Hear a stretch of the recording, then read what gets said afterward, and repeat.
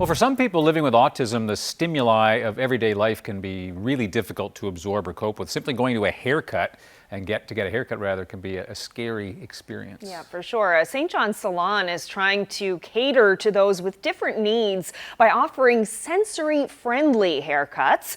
So what makes a haircut sensory-friendly? We dropped by the salon to find out. People are happy to have a space where there's no stress on them. They don't have to worry about other people being in the salon.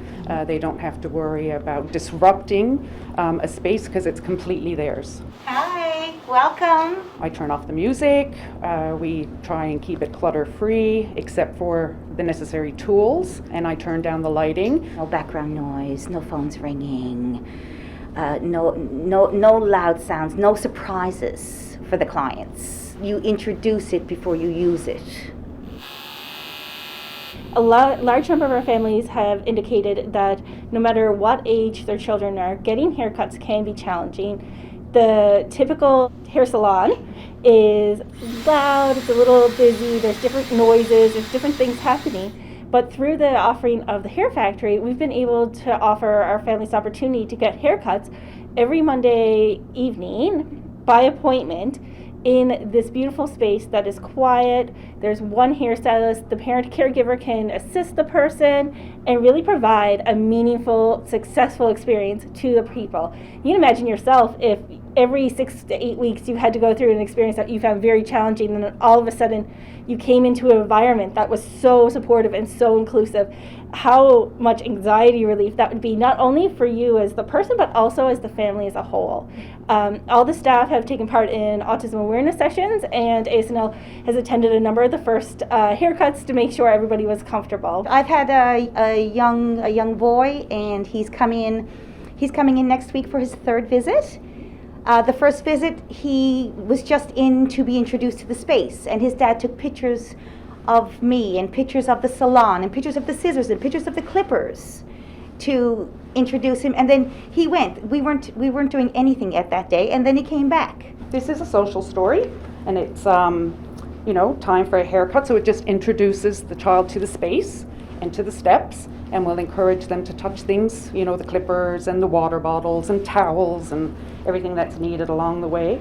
So if this was done beforehand, then they would know exactly what would happen when they were here. It is unbelievable the number of tears, happy tears that happen in this room.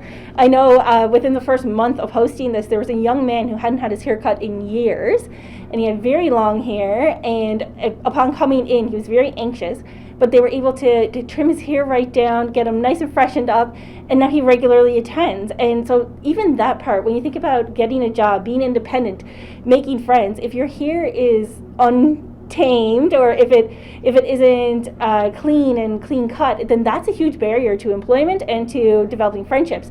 So what the stylists here do is really they're breaking down barriers.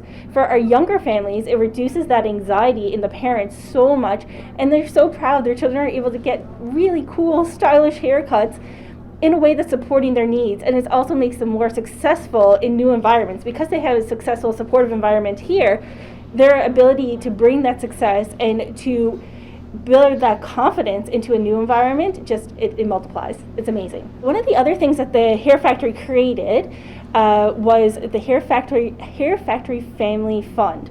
So what that enables us to do is break down barriers for families accessing services. There is a long wait list for services such as speech language pathology, occupational therapy, accessing a therapist and counseling. However, there are private services that are able to be accessed, but those cost money.